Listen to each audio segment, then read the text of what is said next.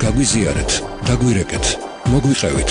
ჩვენ ვუსმენთ ერთმანეთს. ზაზა ჭიტანავასთან ერთად. ვუსმენთ ერთმანეთს. ეთერშია გადაცემა ვუსმენთ ერთმანეთს, დღეს ჟურნალისტი ზაზა ჭიტანავა გახლავართ სტუდიაში და ჩვენ ვუსმენთ ერთმანეთს. 292-11-92 ეს არის ტელეფონის ნომრები, რომლებზეც ველოდებით თქვენ ზარებს. დღევანდელი გადაცემის პირველი ნაწილი მთავარი თემა ქველმოქმედება, ინტერაქტივი შეკითხვა კი ასეთია: ვარ თუ არა ქველმოქმედიერი? 292-11-92 ველოდებით თქვენ პასუხებს და ასევე შეგიძლიათ გამოგზავნოთ მოკლე ტექსტური შეტყობინება ნომერზე 91778. ვუსმენთ ერთმანეთს. ტრადიციულად დღევანდელი გადაცემაც ორ ნაწილიანი იქნება. პირველ ნაწილში ვისაუბრებთ მთავარ თემაზე, ხოლო მეორე ნაწილში თქვენ გეკრებათ იმის საშუალება, რომ დაარეკოთ და პირდაპირ ეთერში ისაუბროთ იმ სოციალური პრობლემების შესახებ, რომლებიც თქვენ გაწუხებთ. ჩვენ კი ამ პრობლემების მოგვარებაში ვეცდებით, რომ დახმარება გაგიწიოთ. რაც შეეხება პირველი ნაწილის მთავარ თემას, ეს არის ქველმოქმედება და ძალიან გვაინტერესებს თქვენი პოზიცია, თქვენი მოსაზრება, ვარ თუ არა ჩვენ ქართველები ქველმოქმედიერი. 292-11-92 ამ ნომრებზე ველოდებით თქვენ პასუხებს და კიდევ ერთხელ შეგახსენებთ, რომ შეგიძლიათ ასევე გამოგზავნოთ მოკლე ტექსტური შეტყობინება ნომერზე 91778. აქვე გეტყვით, რომ გზავნილის ღირებულება თქვენი მობილური ოპერატორის სტანდარტულ ფასს შეესაბამება. სანამ მსმენელების ზარები იქნება პირდაპირ ეთერში, მე შემოგთავაზებთ ერთ სატელეფონო ჩართვას WeHelp.G-ის დამფუძნებელს ბატონ ბორგის კიკნაძეს გავესაუბრებით, რომელიც პირდაპირ ხაზია. საღამოშვიდობისა, მოგესალმებით ბატონ ბორის. მოგესალმებით, საღამოშვიდობისა. სანამ ჩვენ დიალოგი შედგება, რადიო მსმენელს შევახსენებთ, რომ WeHelp.G და რადიო იმედი უკვე დიდი ხანია გადაცემა ვუსმენთ ერთმანეთს ფარგლებში ახორციელებენ ერთობლივ სოციალურ პროექტს, რომლის ფარგლებში ჩვენ ვცდილობთ დავეხმაროთ მათ, ვისაც ყველაზე მეტად სჭირდებათ. ანუ ასე ვთქვათ, ჩვენი ურთიერთობა არსებობს და ამ ურთიერთობიდან გამომდინარე გარკვეული წარმოდგენაც კი გექნება შექმნილი, როგორი მდგომარეობაა საქართველოში. ჩვენთან პარტნიორობამდე თქვენი სოციალური ვებ პლატფორმა მანამდეც არსებობდა და დახმარების მხრივ, მსგავსი ტიპის დახმარების მხრივ, როგორი აქტივობა საზოგადოების მხრიდან ზოგადად ქვეყანაში? პირველ რიგში მადლობას მოგიხდით კიდევ ერთხელ ჩვენთან თანამშრომლობთ და სამონაწილეობთ პროექტებში. რაც შეეხება აქტივობას, დღესაც ჩვენი მომხმარებელი საკმაოდ აქტივობს. თუმცა შეინიშნება ასე ვთქვათ პერიოდული აქტივობები, ეს დამოკიდებულია ერთხელ დღესასწაულებზე და სხვა ფაქტორებზე, რომელიც შეიძლება იყოს განპირობებული თავად ბენეფიციარის მხრიდან. რაც შეეხება კითხვას არის თუ არა ქართველი ქველმოქმედი, ამაზე თუ ვერ ვიტყოდი, რომ კი. ჩვენ მომხმარებლის სტატისტიკას რომ გადავხედოთ, საკმაოდ აქტიურობენ, განსაკუთრებით ესენი არიან ქალები, რომელთანაც კი 25 წელს ზემოთ არის. გასაგებია. და ბატონ ბორის, ყველაზე ისეთი საგულისხმო აქტივობა რა გახსოვთ, ისეთი რომელიც არა სტანდარტული ფორმატით იყო, ასე ვთქვათ, ქველმოქმედების სახით გამოჩენილი მოქალაქის ან მოქალაქეთა ჯგუფის მხრიდან? ზოგადად ავიღებთ ჩვენ кейს, ჩვენ ფოკუსირებას ვახდენთ ადამიანებზე, ვისაც საჭიროება მედიცინურ დახმარება, ეს უშუალოდ არის ოპერაციები თუ მკურნალობა, მაგრამ თუ გავიხსენებთ, მაგალითად შეგვიძლია მოვიყვანოთ იგივე წლის გადასვლის, იგივე 13 ივნისის შედეგები, რომ გავითვალისწინოთ, დავინახავთ, თუ რაოდენ აქტიური იყო საზოგადოების ყველა ნაწილი. მაშინ მონაწილეობენ ასევე კომპანიები, ორგანიზაციები და საჯარო მოხელეები. რა თქმა უნდა, ეს იყო სამწუხარო ფაქტი, მაგრამ ამ ფაქტმა მოახდინა გაერთიანება ჩვენი ქველმოქმედი ადამიანების. და ამისა ხდება ხოლმე განსაკუთრებით ამაღლება ქველმოქმედების საქმე ეხება მედიაში მკაფიოდ გავრცელებულ მესიჯებს, თუ კი ამაში ერთვება, თქვათ, რადიო, ასევე ტელევიზია და ჟურნალ გაზეთები, მაშინ ერთად იზრდება ხოლმე რაოდენობა. ასევე თუ ეს დაკავშირებულია რომელიმე ცნობილ პიროვნებასთან, ესეც დის იმის ფაქტორს, რომ მისი გადარჩენის, ან თქვათ, დახმარების რაოდენობა იზრდება ხოლმე. გასაგებია. ბატონ ბორის ვისარგებლებ შემთხვევით და იქნებ კიდევ ერთხელ მოკლედ დავუხსნათ სქემა იმ ადამიანებს, ვისაც ჭირდებათ დახმარება, როგორ უნდა მოიქცნენ ასეთ შემთხვევაში თქვენ რას ურჩევთ და იგივე თქვენი ვებ პლატფორმის გამოყენების ხრივ როგორ უნდა მოიქცნენ? თუკი პიროვნებას ადამიანს ესაჭიროება მკურნალობა და სამედიცინო ოპერაციები ხშირ შემთხვევაში ხდება ის რომ ამას უზრუნველყოფს საერთო ჯანდაცვის პოლისი, თუმცა თუ ესეც არ ყოფნის ბენეფიციარს, მაშინ მე ურჩევდი რომ პირველ რიგში მიმართონ ჯანდაცვის სამინისტროს, რადგანაც მათ აქვთ გარკვეული ბიუჯეტი, რომელთაც ეხმარებიან ადამიანებს. შეიძლება იყოს დაკავშირებული ადგილობრივ ბაზარზე მკურნალობით თუ სხვადასხვა ქვეყნებში მათი გაშვებით. ასევე საკმაოდ აქტიურობენ ხოლმე რომელიმე ქალაქის მერია, ჩვენ შემთხვევაში რომ ავიღოთ თბილისის მერია, ისინიც გამოყოფენ ხოლმე ბიუჯეტს და მას შემდგომ უკვე თუ კიდევ აკეთებთ თანხა, რა თქმა უნდა, საჭიროა რომ მოგმართონ და ჩვენ შესაძლოა დაგვარად დავეხმარებით. ან ჩვენ რეალურად განათავსებთ მათ ისტორიას ჩვენს ვებგვერდზე და საიდანაც საზოგადოება მოახდენს თანხების აკუმულირებას მათი ჯანმრთელობისთვის, ოპერაციისთვის. და ასევე თქვათ თუ გამოუვალი მდგომარეობა უნდა ყოველთვის ურჩევდი და ურჩევ ბენეფიციარებს რაც შეიძლება უფრო აქტიურად სოციალურ მედიაში და მოახდინოს საკუთარი პროექტის წარმოშენა, რაც შეიძლება უფრო მეტმა ადამიანმა გაიგოს მათ შესახებ. ეს იქნება მედიის დახმარებით თუ უბრალოდ საზოგადოების და მეგობრების მხრიდან. ბატონ ბორის, ჩვენი დიალოგის დასასრულს მე ტრადიციულად ჩვენ წამყვანები გადაცემის მეორე ნაწილში ვაცხადებთ ხოლმე იმ ადამიანის სახელს და გვარს, ვისაც ამ კონკრეტულ კვირაში ვეხმარებით და რადგან თქვენ ხართ ეთერში, იქნებ ვისარგებლოთ კიდევ ერთხელ მომენტით და თქვენ თავადვე გაახმოვანოთ ვის ვეხმარებით ამ კვირას, ირაკლი მელიქიძეს, როგორც მე მახსოვს და მისი ისტორია სამედიცინო მდგომარეობის შესახებ მოკლედ რო შეახსენოთ სმენელს. ბატონ, ამ კვირაში თქვენი დახმარებით ჩვენ შევაჩიეთ ირაკლი მელიქიძე, რომელიც 18 წლის ახალგაზრდა რუსთავიდან. მას სამწუხაროდ ერთ-ერთ ექსკურსიაზე გადახდომისას და ხერხემალი და შემდგომ დედღებული მკურნალობა სჭირდება, რომელიც საქართველოს შემდგომ ეროვნულში უნდა ჩაუტარდეს. საერთო ჯამში მას ესაჭიროება 24,000 და თანხის ნაწილი უკვე მობილიზებულია და ჩვენ ვიმედოვნებთ რომ ამ თანხის შეგროვებას მოკლე პერიოდში შეძლებს და ის დაუბრუნდება ცხოვრების ჩაულ რიტმს. ჩვენც ამისი მეტი გვაქვს. დიდი მადლობა ბორის კიკონძე, სოციალური პლატფორმა WeHelp.gis დამფუძნებელი გვესაუბრებოდა პირდაპირ ეთერში. ახლა კი რადიო მსმენელს მოусმინოთ, რომელიც რამდენიმე წუთიანი ლოდინის შემდეგ მას აქვს საშუალება რომ გვესაუბროს პირდაპირ ეთერში. საღამოშვიდობისა. უკაცრავად გალოდინეთ. ეს ქველმოქმედება ძალიან მტკივნეული თემაა ჩემთვის და ძალიან მიხარია რომ გააჟღერეთ და თქვენ ძალიან აქტიურ თემებს ეხებით. მადლობას მოგახსენებთ ამისთვის. არის თორე ქართველიერი ქველმოქმედი, ამ კითხვაზე კი ვასრულებთ რომ ქართველიერი იყო მე-12 საუკუნეში ქველმოქმედი, როცა ნადავლი მოქონდა და ანაწილებდა ყველაზე და ძირითადად გლეხობაზე და ქრიობლებზე ზრუნავდა. დღესდღეობით მე გულისყივილით მინდა გითხრათ რომ ბიზინა ივანიშვილმა ვერ მოახერხა რომ ქველმოქმედების ინსტიტუტი როგორც ასეთი ჩამოეყალიბებინა. ეს ერთი მუჭა მილიონერები ხომ ჩვენს ზურგზე ასე ვთქვათ გამდიდრებული და არ ხდება ამისი უკუბრუნება. თქვენ ვერ დამისახელეთ ვერც ცნობილ ადამიანს პარლამენტარს, რომელსაც უნდათ მისი სახელობის ის კონდეს სტიპენდია განათლების სისტემაში არაფერს არ დებენ და ასე შემდეგ. ერთი ადამიანის კეთილდღეობა არ ნიშნავს ქვეყნის კეთილდღეობას და ქვეყნის კეთილდღეობა ნიშნავს მთელი ხალხის კეთილდღეობას. აი ამის თქმა მინდოდა და ძალიან გული მტკივა რომ ქართველისთვის არ არის უცხო ქველმოქმედება, მაგრამ მე თვითონ მომხმარებელი ვარ ამ მომენტში. მე რომ მქონდეს საშუალება ნამდვილად ვიქნებოდი ქველმოქმედი, ეს ჩვენში ბუნებით არის ჩადებული, მაგრამ ფორმაცია ალბათ ზემოქმედებს ყველაფერზე. გასაგებია. დიდი მადლობა ზარისთვის.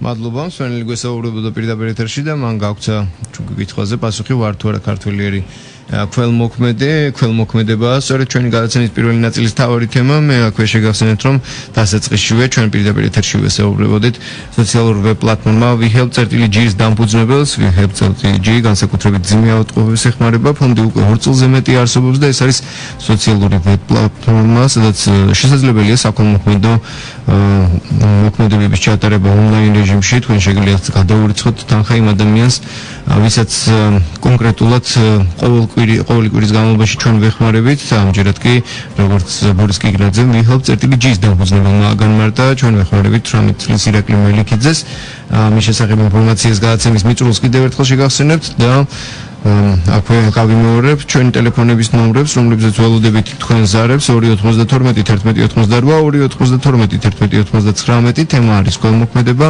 ინტერაქტივის კითხვა კი ასეთია ვარ თუ არა ქველმოქმედიერი. გარდა იმისა, რომ თქვენ შეგიძლიათ დარეკოთ პირდაპირ ეთერში, ასევე გაქვთ იმის საშუალება, რომ გამოაგზავნოთ მოკლე ტექსტური შეტყობინება ნომერზე 91778, გზავნის ღირებულება თქვენი მობილური ოპერატორის სტანდარტულ ფასს შეესაბამება. ქველმოქმედება ისე გავიმეორებ, რომ ეს არის ჩვენი გადაცემის პირველი ნაწილის მთავარი თემა, ხოლო გადაცემის მეორე ნაწილში უკვე ტრადიციულად გექნებათ იმის საშუალება, რომ დაარეკოთ და პირდაპირ ეთერში ხმამაღლა ისაუბროთ იმ სოციალურ პრობლემების შესახებ, რომლებიც თქვენ გაწუხებთ.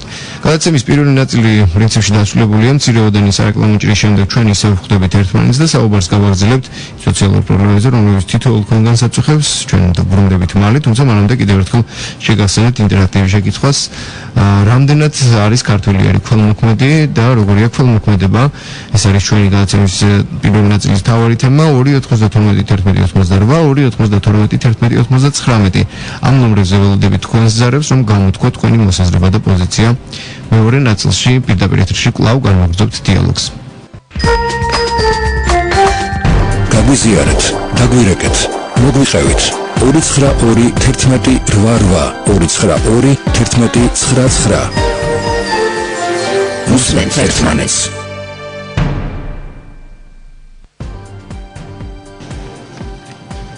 კიდევ ერთხელ მოგესალმებით, ჩვენ ისევ პირდაპირ ეთერში ვარ და შეგახსენებთ, რომ ეთერშია გადაცემა უსმენთ ერთმანეთს, რადიო იმედის ახალი სოციალური პროექტი. ჟურნალისტი ზაზა ჭიტანავა გახლავართ და ველოდებით თქვენს სატელეფონო ზარებს ნომრებზე 292 1188 ან 292 1189. ჩვენი გადაცემის პირველი ნაწილის მთავარი თემაა ქველმოქმედება, ხოლო მთავარი შეკითხვა ჟღერს ასე, ვარ თუ არა ქართველი ერი ქველმოქმედი. ველოდებით თქვენ ზარებს ნომრებზე 292 1188 ან 292 1189. ასევე შეგიძლიათ გამოაგზავნოთ მოკლე ტექსტური შეტყობინება ნომერზე 91778, გზავნის ღირებულება თქვენი მობილური ოპერატორის სტანდარტულ ფასს შეესაბამება. შეგახსენებთ, რომ გადაცემის ამ ნაწილში თქვენ აუცილებლად უნდა დარეკოთ, თუ გაქვთ შეკითხვა, გსურთ გაგვიზიაროთ თქვენი სოციალური პრობლემა, დაგვირეკეთ, მოგვიყევით და ჩვენ მხრიდან არც ერთი თქვენი შეკითხვა პასუხგავაცემული არ დარჩება. სანამ რადიო მსმენელებისგან იქნება ზარი, კიდევ ერთ სატელეფონო დიალოგში ამოგთავაზებთ. თბილისის სასწავლო უნივერსიტეტის ჟურნალისტიკის ფაკულტეტის სტუდენტების ინიციატივით, როგორც იკვევა, ხელვაჩაურში მდებარე უმყავოსოცნების ქალაქში მცხოვრები ბავშვები წელს ახალ წელს განსაკუთრებულად შეხვდებიან ამ საქველმოქმედო აქციის შესახებ. თბილისის სასწავლო უნივერსიტეტის პრორექტორი თამარ ჯანგულაშვილი მოგვითხოვს. ქალბატონო თამარ, თქვენ პირდაპირ ეთერში ხართ, მოგესალმებით. მადლობას მოგახსენებთ გადაცემაში ჩართვისთვის. მადლობა თქვენ რომ ახერხებთ ჩვენთან დიალოგს. თუ შეგიძლიათ აგვიხსნათ, რას გულისხმობთ ახალი წლის განსაკუთრებულად შეხვედრაში, როგორი სიურპრიზის მოწყობას აპირებთ?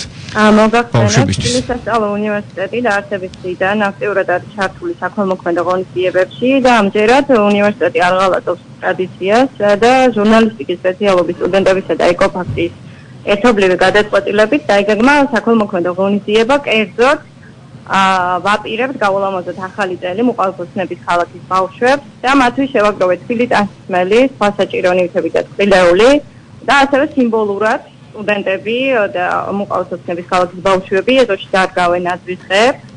პარასკევს 25 დეკემბერს სტუდენტები და ლექტორები ადგილზე ჩაუტანენ საჩუქრებს ბავშვებს და მნიშვნელოვანი აღნიშნოთ, რომ უნივერსიტეტების ჩართულობა უნდა გაიზარდოს საქველმოქმედო ღონისძიებებში, ვინაიდან ჩვენი მიზანია სწორედ, რომ ცოდნის გადაცემასთან ერთად ხელი შეუწყოთ სამოქალაქო ღირებულებების ჩამოყალიბებას მომავალ თაობებში.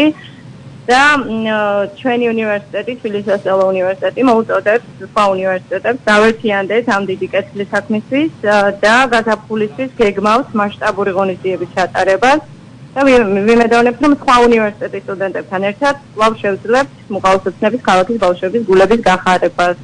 ქალბატონ თამარ, ვისარგებლებთ შემთხვევით, რადგან თქვენი საქმელი უკვე გითხარით, იქნებ გავქცეთ ჩვენი გადაცემის კითხვაზე პასუხი. დღევანდელი გადაცემის თავარი თემა ქველმოქმედება და კითხვა გვაქვს ასეთი, ვარ თუ არა ქველმოქმედიერი, თქვენ როგორ ფიქრობთ?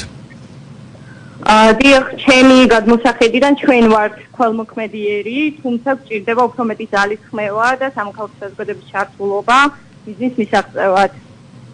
განსაკუთრებით ჩვენი ასეთ მნიშვნელოვანია სტუდენტების აქტივობა. დიახ, და რასაც ჩვენ ხელს ვუწყობთ არაერთი ღონისძიებით.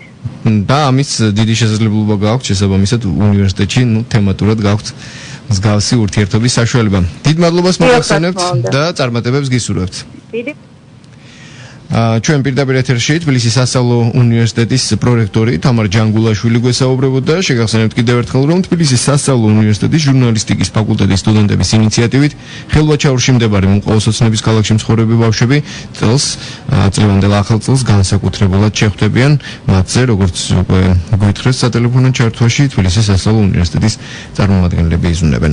ახლა კი კიდევ ერთხელ შეგახსენებთ, რომ გადაცემის ამ ნაწილში თქვენ შეგიძლიათ დარეკოთ პირდაპირ ეთერში გავცეთ პასუხი კითხვაზე ვარ თუ არა ქველმოქმედიერი, რადგან ჩვენი გადაცემის პირველი ნაწილის თავარი თემა არის ქველმოქმედება და ასევე შეგიძლიათ დარეკოთ და ხმამაღლა პირდაპირ ეთერში განაცხადოთ იმ სოციალური პრობლემების შესახებ, რომლებიც თქვენ გაწუხებთ, ჩვენ კი ვეცდებით დაგაკავშიროთ იმ ადამიანებს, იმ ორგანიზაციებს, რომლებსაც შეუძლიათ ამ პრობლემის მოგვარებაში შეიტანონ თავისი წვლილი და დაგეხმარონ.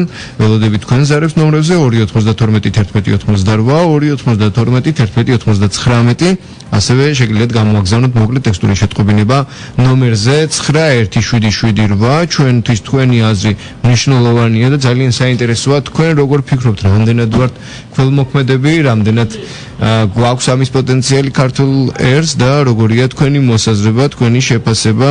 ძალიან საინტერესო იქნება და თქვენი ზარები. შეგახსენებთ, რომ გადაცემის პირველ ნაწილში ჩვენ პირდაპირ ეთერში გავასაუბრეთ სოციალურ ვებ პლატფორმა WeHelpG-ს დამფუძნებელს ბატონ ბორის კიკნაძემ, რომელმაც ისაუბრა იმ გამოცდილების შესახებ, რომელიც ამ ორგანიზაციას ამ ხნის მანძილზე დაუგროვდა, როგორც მათყობინებელ მსმენელი ახალზე და ახლა მისი პოზიცია მოვისმინოთ. საღამოშიდობისა გისმენთ. გამარჯობა გენწონი. გამარჯობა. გისმენთ ბატონო. ქველმოქმედიერი ჩვენ თავიდან მივიყავით ქართველები. არა, თავრობას არ მოიკოჭლებს ამ ქველმოქმედებაში ფაქტია. ახლა მე პენსიონერი კაცი გირეკავთ. დიახ. ნორმალია. პირდებოდა პენსიონერს უფასო მგზავრობას ავტობუსში.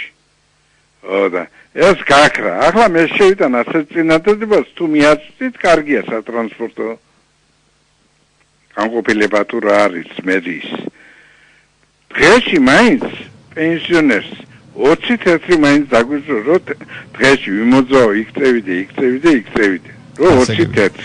ახლა იმიტომ რომ ზოგჯერ რომ მივდივარ, ხო?